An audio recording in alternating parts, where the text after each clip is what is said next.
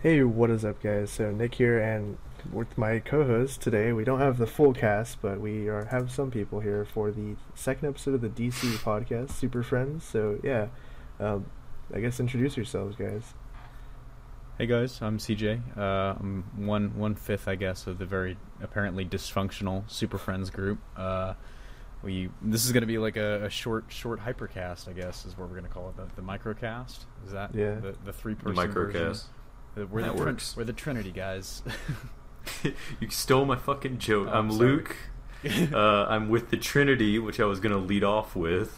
God I'm damn sorry. it. We'll just take that again. We'll cut me out, and I'll just we'll cut to you saying it. But yeah, but we got some pretty exciting DC news to cover. I guess Yeah. there's gonna be a lot of stuff happening this year at Comic Con. I guess for DC, they didn't really do a lot last year, but this year it's gonna be like going way into like overhaul. I guess so. I guess they're gonna be bringing Wonder Woman, Batman v Superman, obviously, Suicide Squad, and Justice League, which I don't think anyone saw coming really. I mean, apart No, from like a no. concept me shot either. or something like. But yeah, I mean, I guess just what are you guys' initial thoughts on like that whole lineup? I mean, it's pretty. I'm excited. I think a lot of people have been really hungry for more tangible DC stuff. I mean, last year we had a good look at I guess Wonder Woman. We got our first official look at Gal Gadot as Wonder Woman at last year's Comic Con.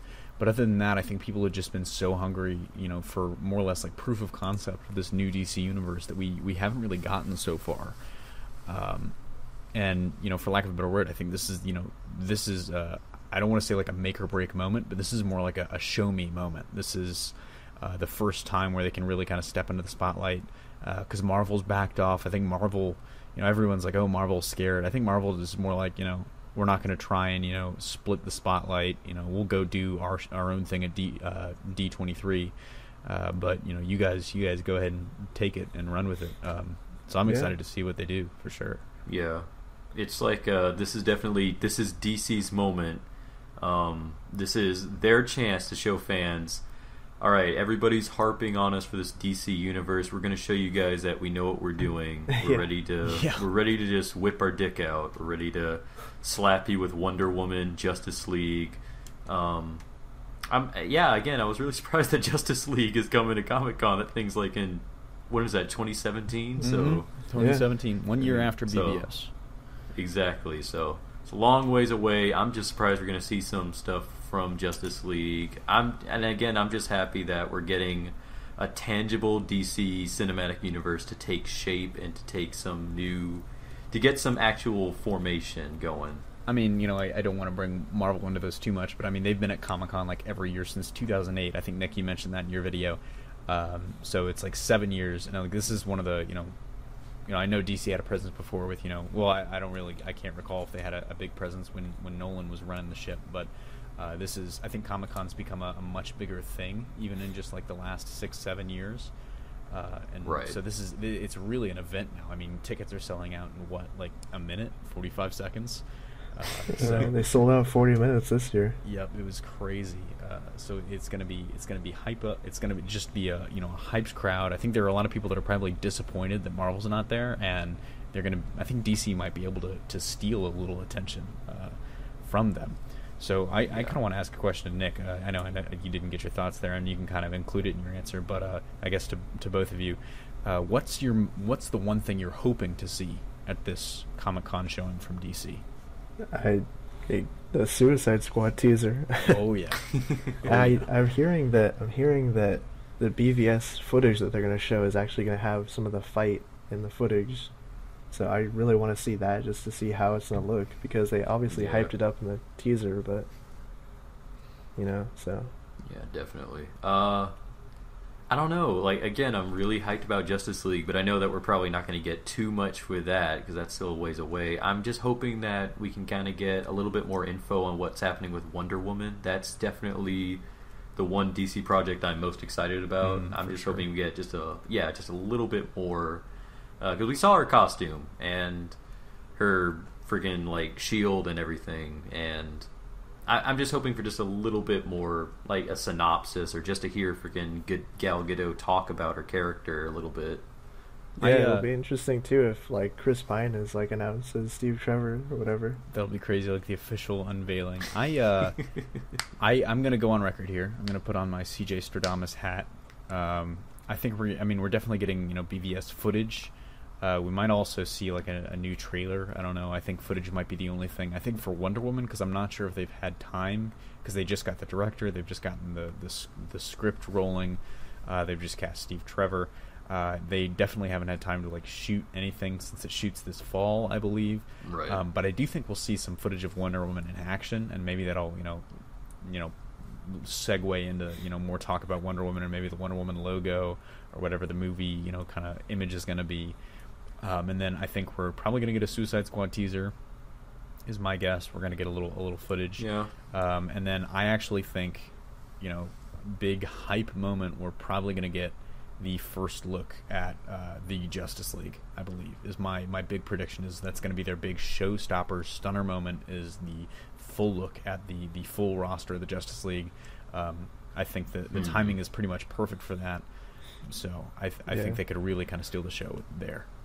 It would be nice if we could see who's playing Shazam instead of Black Adam for his movie. Alan Ritchson, please. Alan, I didn't even think about that. Quick shout out. Yeah, I mean, because Josh one day very late, it was weirdly like sometime in the afternoon. We were just hanging out at my house, and he was like, and we were talking about Alan Ritchson as Shazam, and he goes, "That's a great pick. I hadn't thought of that before." And then 5 minutes later, I look at my phone, and it's blowing up because I've got the Hybrid Network account linked to my phone, my Twitter account on there, and I see that he tweeted Alan Ritchson, "You should play Shazam opposite The Rock in Shazam," and Alan Ritchson quoted it and said it was his dream job, and that blew up. It's got like hundreds of retweets now. So you know that we made that happen if it happens. Happening, confirmed. Yes, confirmed. Totally confirmed. 100%. You're hearing it here first. He looks perfect for it though. Yeah, definitely. It'd be funny if like whoever they choose to play, like Billy Batson or Shazam or whatever, like he walks out on stage and then like The Rock just like completely cuts him off and it comes out as like in character as Black Adam or something. It's like picks him up and throws him off the stage and then gives him people's elbow. No, I was joking with Luke before we started recording. Like it would be like hilarious if like Jared Leto just pulled a Loki and just like came out in character as the Joker like on stage. That would be hilarious. Like especially because he's probably still I don't know if he's done shooting scenes for it or not, but he's probably still decked out like the Joker. So he could definitely the hair and all that. Yeah, that's a long term commitment. So that would be nice. That would be nice to see. So, in addition to their huge movie lineup, what else do they have going on? I mean, it's crazy too that they're gonna have their annual like Night of DC Entertainment like shows, I guess, because last year they kind of had a massive panel. I think it was the largest panel that's ever been at Comic-Con. Like on one stage, it was all of the shows they were gonna launch, like Gotham, Constantine, all the different casts and crews were all on stage together. So they're gonna do that again this year, but with even more people. Like they have all Legends those Tomorrow people. and So the returning characters, because DC didn't have any shows canceled. I'm sure they're very happy about that. Even Gotham got the renewal, which was crazy. Nope. Gotham got the Gotham was actually, I think, the highest rated of their shows, I believe. Yeah, it has a huge following. I can't. It's like crazy. The mind how it does, but even from like an objective non-comic book show standpoint, I'm wary. CJ, I like that you said that no DC show has been canceled, and you completely overlooked that Constantine got fucking canceled. I thought of that right as I said it, and I decided to stick to my guns. Thank you for pointing that out, so they don't murder me in the comments. So. The one that had the most potential gets canceled. Yep. The one that people, regardless of Marvel or DC affiliation, came together to love was Constantine, and that got the axe. No, Constantine's Vertigo doesn't count. Yeah, there you go. It's not really. That's not fair. It started off as a DC property. See, we're gonna look really silly when we come back and talk about Constantine on the top 5. You mean I'm gonna talk about Constantine, not you guys? Luke is the only one who read it, and he's the only one that's gonna talk about it. The biggest Constantine hit fanboy. No, but going back to the TV stuff, like it's crazy that they were gonna I'm hoping that they show some more Legends of Tomorrow stuff, and they actually have like the people there, and also the Vixen animated show they're gonna have too. Oh yeah, that's coming. For sure, for sure. I'm excited about Legends tomorrow. I think that has a lot of potential. I'm also really excited and kind of interested in Arrow Season 4, because, I mean, everything we've been hearing is that there's going to be this tonal shift, I think, in no small part due to the success of the lighthearted kind of tone of the Flash. They might finally be transitioning that character. Although, who knows? Stephen Amell says he's done. It's his last outing as the yeah, vigilante he's like, Arrow. Done. But even though I mean, he signed on to like 2020 or something, like he's signed on until he dies. Let's be real. He's gonna be at some point. He's gonna be playing like one-armed Green Arrow from The Dark Knight Returns. That'd be awesome, actually. Oh yeah, for sure. I could see him doing it too. That'd be nice. Yeah, definitely waiting for that goatee to come in. Oh yeah. Yeah, like, are any of you like guys excited for Lucifer though? Because that's like flying under the radar from what I've seen. I think it's to me, like, you know, a character like Green Arrow or the Flash, they've got a lot of people that are interested in them from, you know, the comic books. They've got large fan bases. To me, Lucifer doesn't really even have that. I mean, it's widely regarded as a great book, but it doesn't really have the kind of broad appeal or, you know, I guess kind of wide stream presence, I guess you could say, in society that the Flash or Green Arrow or, you know, or even, you know, Jim Gordon especially. Or, you know, to some degree Constantine has. I'm really interested in it because 1 Million Moms hates it, and so I'm in it for that reason alone. Just to spite them. Mm-hmm, yeah. Mm-hmm. I'm not really sure about Lucifer. I'm just gonna wait for the pilot to come out. Exactly. The entire synopsis just sounds a little weird for my liking. Yeah, I mean, It's I'm not like sure too how it's going to turn generic. out. The police procedural, all that crap. They do. They love that police procedural kind of thing. I mean, Gotham definitely had shades of that, and now they're gonna do that with Lucifer. So, I mean, I don't know. I think that's, you know, they're trying to get. To me, I guess the thing I'm trying to say is I think I kind of blame the networks for that. It's like they're trying to get it on the networks, so they have to make it something that's palatable for the networks. And that's kind of the death of originality. That's why so many of the great shows that we see now are on cable. Kind of away from the big four, but yeah, I digress. Yeah, so I guess a couple days ago, I guess we can move on. Like a couple days ago, Licensing Expo happened in Las Vegas, and there was a lot of Batman v Superman, you know, stuff there, promotional materials, marketing stuff. They had, I think they had the suits on display, the Batmobile on display. They had some like info, like talking about what the Batmobile is, like what it's made of, like the stuff it has, like the different like capabilities it has. Yeah, we got our first look at its interior too. Yeah, like, very cool. Crazy like cockpit and stuff in there, but looks very like, the suits look really good, like super like detailed and stuff. So definitely. I agree. I think, you know, this is clearly the best Batman suit we've ever gotten, in my opinion. I know, I think that's just all the era in which, you know, moviegoers grow up. Because I mean, talking to people that are, you know, grew up with the Burton Batman, they love that suit. But I think as a comic reader in this era, that's definitely the closest we've ever gotten to his suit. The Wonder Woman suit looks incredibly, incredibly good to me. That's what I was really shocked by. Yeah, it's just interesting because I think before with costumes, in terms of what they were based on, the whole Burton Batman, it wasn't really too much with the comic. Like, it had the yellow bat symbol, but it was very reminiscent of just kind of a combination of all the different aspects of Batman from the 60s TV show to the comics and everything. This new one looks like it's ripped straight out of the comics. Like, kind of what they were hinting at, what was it, Kevin Smith? Yeah, what Kevin Smith was hinting at, very Jim Lee based. I just like the idea that we can finally move away from an armored Batman, because I'm so sick and tired of an armored Batman. I want the guy who wears like latex underwear underneath his gray pajamas. No, we're not getting that. We're not getting underwear, but But and I got to agree, the Wonder Woman one looks really good too. It's very colorful. I like that they went with the skirt. It gives her more of a warrior vibe than I think if she had the bikini bottoms, which I don't think they were ever going to do. But or the pants that the show tried to go with. The pants. We don't have to talk about that show. I mean, but we won't. No, but the Batmobile looks like amazing though. Like it does. How they described it too. I'm hearing some flack against the Batmobile, and I don't really know why. It looks like the best of both worlds in terms of comic accuracy in just every media the Batmobile's been in. Let me try to explain. I'll play devil's advocate here and kind of, I guess, repurpose and reiterate the kind of complaints that I'm hearing the most.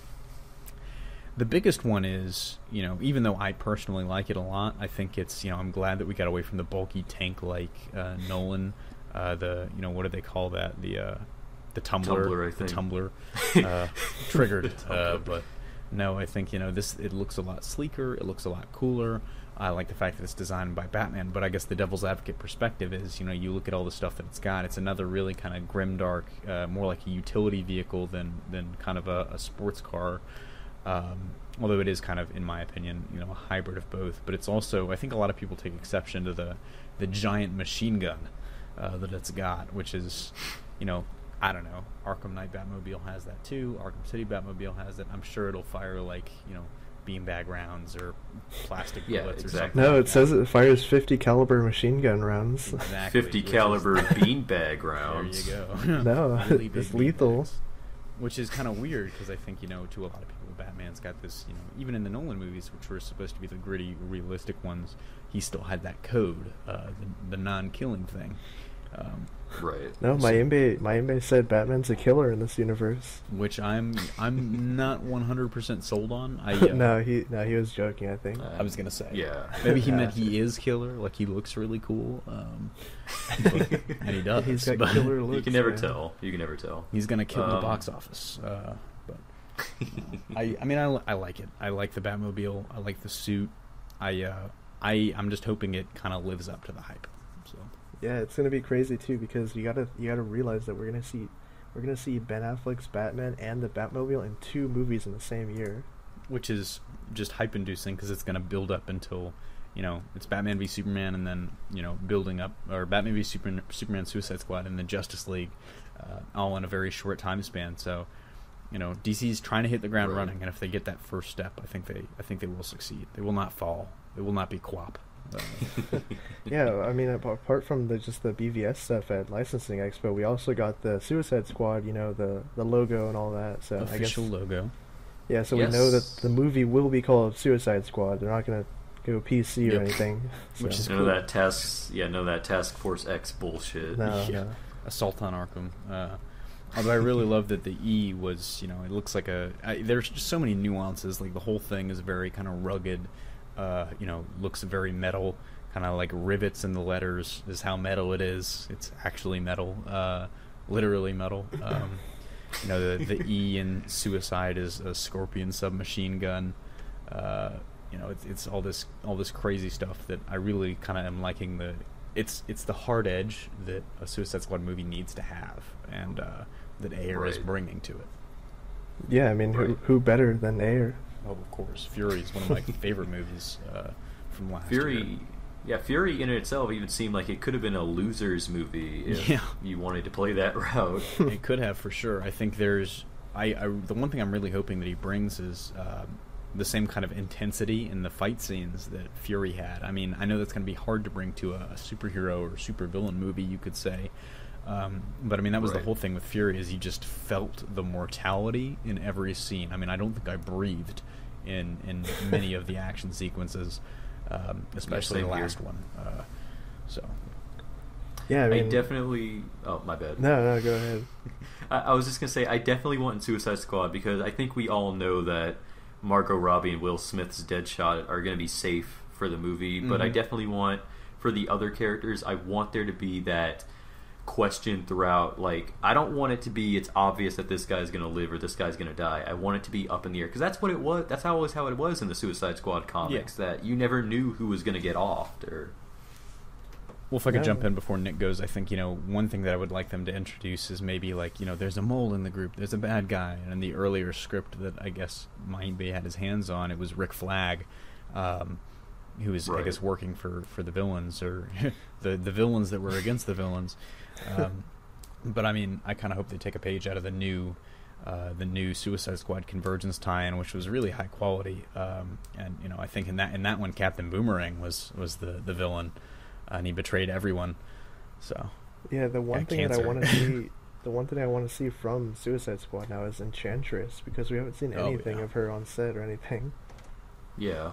She looks like the chick from The Grudge, so I'm digging the creepy. And I don't think that's a bad thing. But plus, like, Enchantress is just cool because this is our first kind of introduction to magic in the DC universe, which is something that I'm really excited about. That we're actually getting mysticism and stuff. Yeah, plus it'll lead into the Justice League Dark movie. So. It'll be interesting to see if they actually embrace the magic too, like rather than that guy from the superhero spoof movie who could he could only become invisible when no one was looking at him. I really hope it's like she's actually doing magic, but I guess we can move on to our next topic here, comic books. The top 5 here. We got to break down the biggest titles that came out this week. So I guess starting off here at number 5, which is we kind of referenced earlier, is Constantine the Hellblazer, number 1. This is from a brand new creative team that kind of took over the book because it had Constantine originally had a book in the New 52, but it kind of it didn't really do too well in terms of sales and stuff. So they obviously had to reboot it. And I didn't get to read it, but I heard great things about it, and the art looked pretty cool. So I guess, what do you guys think of the new issue? I defer to Luke. Yes, I was the only one who came prepared and actually read the Hellblazer. Yeah. I've actually got it sitting in front of me right now. So this book is interesting. It's definitely something that I think is trying to implement a little bit more of the Hellblazer stuff, the original Vertigo line, with this kind of new DC universe. And look, if you're looking for the overall Vertigo grit that the original Hellblazer book caught, there's kind of hints to it, but being that this is part of the main DC universe, they can never really go full on into it. So you really you gotta take that for what it is, right off the bat. Otherwise, you just can't enjoy it. But overall, yeah, it's pretty cool. This is definitely what I imagine Constantine being in this new DC universe. It's got the mystical side to it that I really enjoy. Basically, the whole story it's pretty much just a tale within itself. It doesn't really start off any major stories. It kind of it's a way to introduce you to John, if you're new to him. So basically, John's pretty much doing his own thing. He gets a blast from the past. Blith, who I think she was in the previous Constantine book, I'm not sure, but yeah, she basically calls him in, tells him, "Hey, I got some problems in my nightclub. You need to come help me out." And yes, she's a demon. She owns a nightclub that's called Inferno. It's fucking rad. But so basically, she calls him in. She tricks him. She just wanted him to get rid of this guy who was helping her to reap souls because she's not physically able to, or else she gets dragged back to hell. Typical Hellblazer faction, which I don't think we've seen very often recently. John doesn't actually fight. He tricks the opponents into doing stuff for him. So he tricks Blith into banishing the opponent that she wanted to get rid of, thus sending her to hell so that John doesn't have to deal with her anymore. This was basically a way to introduce us to John, but the story does end off with the usual ghost cabal that surrounds Constantine, and one of them telling him that they're killing the ghosts that surround you. And so now I'm just quite interested in the next issue in being, how do you exactly kill a ghost, and why does Constantine care? So it's definitely a really good first issue. I'm excited about where it's going. It's a watered down Constantine, but I think better than the previous series was. Yeah, I didn't get to read any of the previous books, so I definitely want to read the new one. So welcome to the new DC jumping on point, I guess. So yeah, that's the main focus is to get new readers. So it's been really good so far. I think a lot of the books that are providing kind of a starter point, you could say, have really definitely done a good job in my estimation. So right, yeah. Yeah, so I guess the next book that we have is another really good jumping on point. If I might say so, but it's Starfire. So that was a pretty big book. It's coming from the creative team of Amanda Conner and Jimmy Palmiotti, right? The husband and wife super duo. Yes. Yeah, with art by Emanuela Lupacchino. So yeah, that's pretty awesome. Yeah. Really, really well done. I think it reminds me a lot of Bizarro and the fact that it's not like a super serious book. It's really not even that heavy on kind of the faux kind of teen CW drama, as I like to call it. It's just a fun, lighthearted book. I mean, it gets to the core of her character. Specifically, I mean, I called her in my review in a very kind of nice, lighthearted way the alien princess Forrest Gump, because, and you know, if I could explain that, it's just because she's very naive, and a lot of times her misunderstandings mean a whole lot more to other people than they do to her, and right. So I thought it was a good book, very fun. You know, maybe not the best book, not going to really win any awards, but a fun book. Yeah, I flipped through it and it looked almost like a sitcom or something. Like, it really was kind of that feel, but it did a good job of getting to the heart of the character. I think it's going to have a lot of really loyal readers. Palmiotti and Connor always seem to attract loyal readership. So. Yeah, it's very cute. It's a very cutesy kind of book. I really enjoyed it, but that's just because I'm just glad that Starfire is getting redeemed for her horrible representation in the previous New 52. Yes. Was she in the Outlaws book? Are you talking about? I'm talking about just in general. Oh. Yeah. Terrible. I'm glad she's back, and it seems like it's finally a worthy book, we might say. Yeah. So. Yeah. Yeah, so the next book here is Earth 2 Society, which kind of spawned out of the pages of Convergence and Earth 2 World's End, so that was they were pretty much the main characters during Convergence, and after that, I from what I remember, they got like a new world to live on, so... Yep, I was going to say, friendly reminder that, top 5 isn't like what we consider to be the top 5 best, it's the top 5 biggest. Yeah. Although in this case, all top 5 books were very quality, in my opinion. Oh yeah. In Earth 2 Society, especially so, really cool book. I mean, pretty much after the events of Convergence, Apocalypse is consuming the original Earth 2. They all get a new planet. And it's the one that Convergence really took place on. Alan Scott terraforms it. A lot of big mysteries that they kind of open that are left unsolved. Really more of a starter kind of setup background issue, if you will, more than anything. But it really sets up, more than anything, this really kind of cool kind of sci-fi vibe and kind of gritty sci-fi tone to this book that really, makes it very unique and kind of tangential to the normal DC universe that I am very interested in. Yeah, so yeah. I didn't read Earth 2 Society, but yeah, like pick it up. It looks good. Pick it up. yeah, I would say so. If there's anything you want to take away from it, Dick Grayson's Batman in this is pretty awesome. I wouldn't be surprised if that skin somehow becomes a part of Arkham Knight's DLC stuff, because that's just a really cool costume. It's got to be part of some game sometime. I think I described it before we started the podcast as it's a cross between sort of Gotham by Gaslight Batman and Azrael's Bat Armor. It's the color scheme of Azrael's Bat Armor with kind of the duster coat of the Gotham by Gaslight Batman, and it's a cool combo. He's got you can tell, I think the one big complaint about Dick Grayson becoming Batman was, in this world, he's a journalist. He's never really been trained like, the Prime Earth Dick Grayson was. And so, they kind of explain that away in a way. I'm sure he's got some training, because they do time jump 12 months in this issue. But, he does look like he's got a lot of help from some very high-tech toys. So wow, they jumped 12 years in the future. 12 months, I mean. 12 months. 12 months. Wow. 12 months. Yeah, that's a little... 12 years. A little much. Wow, 12 years. I think I was thinking 1 year and 12 months. Same thing.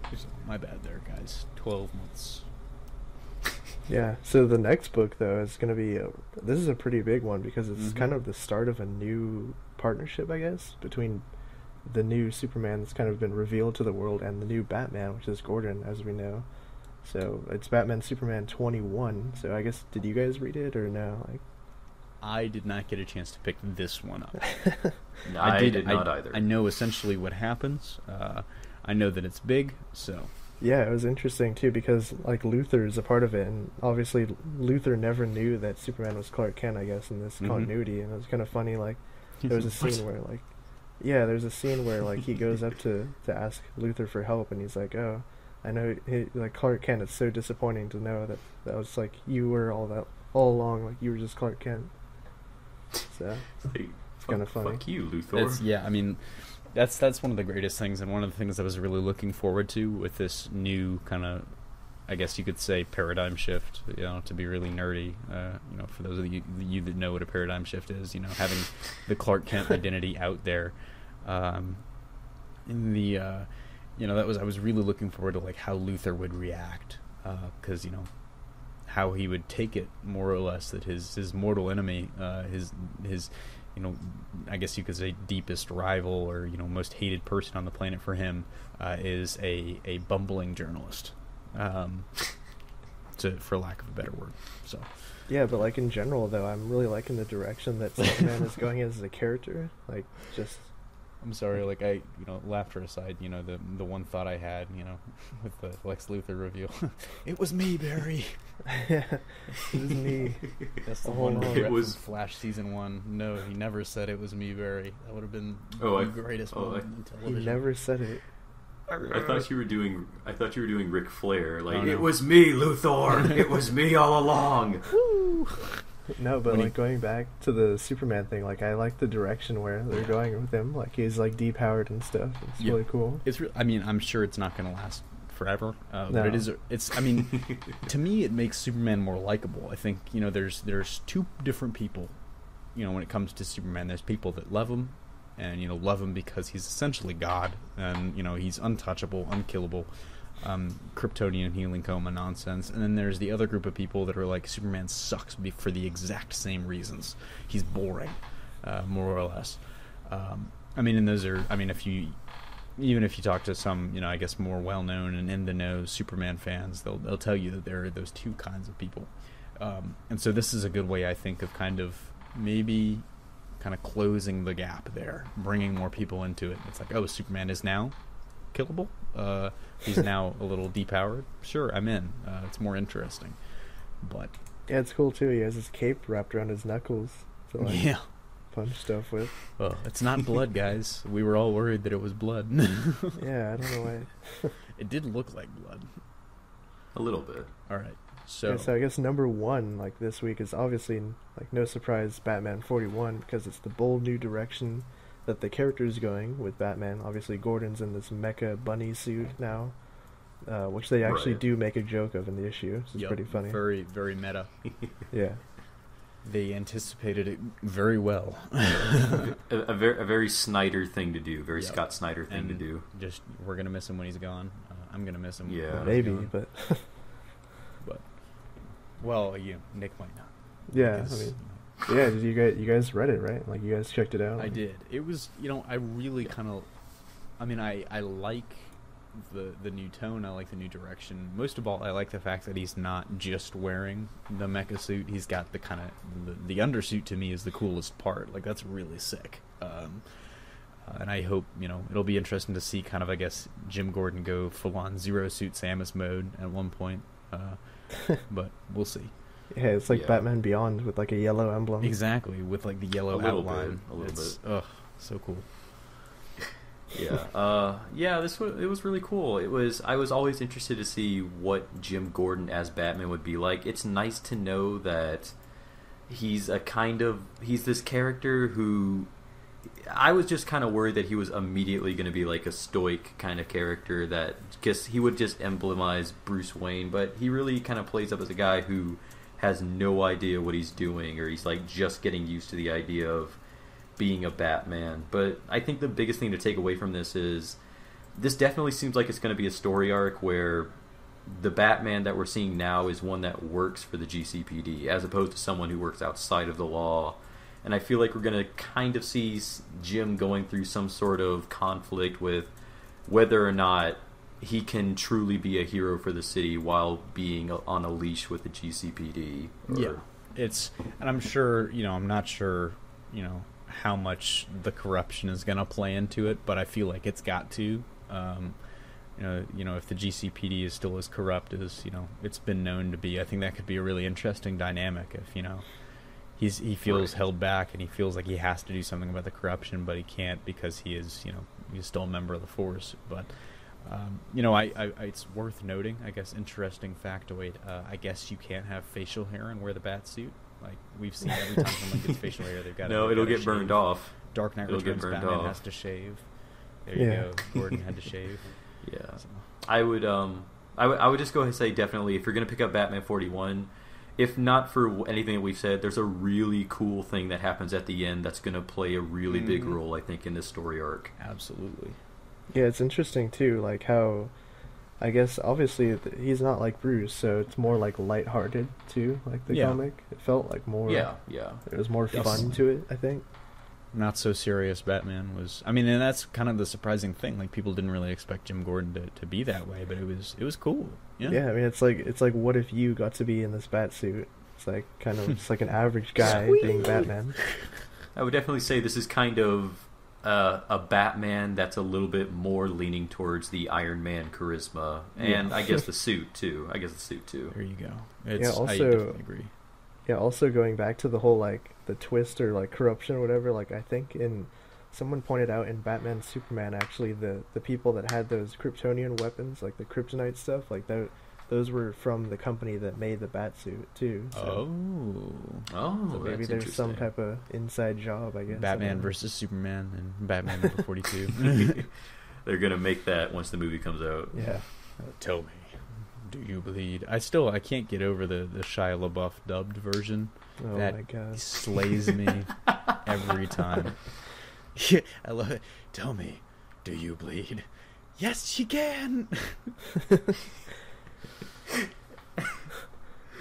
Yeah, I guess I mean, like, we kind of like. I guess that's kind of it. We kind of went over all the books this week. Like I said, hyper, the 30-minute hypercast is what we'll call it. Yeah, I mean, I guess we can just kind of like wrap up with this question. Like, what was your favorite book this week that you read? I guess. Yeah, for sure. Is that for us or is that for the commenters? Yeah, for you guys. Yeah. I'll let Luke go first. I feel like I'm hogging. It was kind of a toss-up. I would definitely say I think Earth 2 Society kind of took it from me, just because it's definitely a nice setup issue, and I'm just very interested in where the Earth 2 story is going to go. Well, fuck, I shouldn't let you go first, because now it's going to sound like I copied you. Well, that's payback. That's payback for taking my joke. There you go. It all comes full circle. Earth 2 Society for me as well. Yeah, I think I'm going to say I'm going to go with Batman Superman, just because I really like that dynamic between the two of them. I hope it like actually is really cool, especially the stuff with like Lex Luthor. I don't know if he's gonna play a role into it too, but because he's got that awesome new like. Have you seen that new green trench coat that he's got on, the goggles and stuff? I love it. I'm on the fence, really but cool. I do like the coat. Yeah, it's really actually cool. It's a really cool suit. Yeah, he has the same costume from All-Star Superman, I think. Yeah, that trench coat. So I was going to say definitely pick up Earth 2 Society, both viewers and Nick, if you haven't read it. Yes. It's got all the hallmarks of a great, CJ endorsed book. There's lots of Dick Grayson. It's very sci-fi. Dick Grayson is Batman. Did I mention that Dick Grayson is in it? Yeah. So all the requirements Grayson for me being interested. Grayson 11 will be out soon too, I think. Which I am excited for as all hell. That's one of, and it seems like I'm really interested in the direction they're going, because they almost had the first 8 issues pre-Convergence were this very self-contained arc apparently, where you had the big villain rise and then fall. Yeah. And now there's nothing. But we'll see where they go. Yeah. But yeah, so I guess that kind of wraps up the episode. Well, I guess. Do we want to kind of introduce maybe asking for viewer questions as a future segment? Yeah, we can do that. I mean. We were considering, asking viewer questions as a segment on the show to kind of wrap up the show. Maybe take up 5 to 10 minutes at the end, take a couple questions from Twitter and emailing and stuff like that. So, I guess if you guys do want to, submit questions for the show that we'll answer on here, use the hashtag Superfriends. And if you want to email it, what email can we send it to right now? Let's say it's we'll just give them the email that we always do, hybridcomics27@gmail.com. It's pretty much all over our Twitter page, which is, I think, @hybridnetwork_. Yeah. There's links all over the thing. Let's just say we'll do Superfriends Podcast as the hashtag, because I think Superfriends, who knows, some people are probably still tweeting about the 60s show. Yeah. So just, tweet at us that with the hashtag, and we'll take a couple of the best ones that we see. For next episode. we still probably need to get more people on board with this before we announce it. But we'll see. I think everybody's pretty laid back and on board with everything. So yeah. I think this will be. I would say if you're gonna send a question, at least keep it civil. Yeah, don't send some multi-layered question like this part and then PS and all that. Yeah, what do you please read my dissertation on Superman. But no, we probably won't have time for that. No. But oh well. And of course, regular comments like what your favorite comic was this week, or telling us that we did a good job is always nice. Do you agree with our top 5, or do you think we're just we're stupid? And what did we miss? We picked all the wrong titles. Oh. But yeah. These will be up on SoundCloud first, so just make sure you guys go to our SoundCloud, and you'll always find the episodes up there first, audio only. They're first. Although this week I'm not sure there's going to be a sizable turnaround, considering that we're recording this on Monday. Oh yeah. Or it's Tuesday now, where I am. So yeah, it'll hopefully both will be up pretty shortly. So yeah. Yeah, I guess that wraps up the episode this week. So we'll catch you guys next time. Yep. Peace. See you later.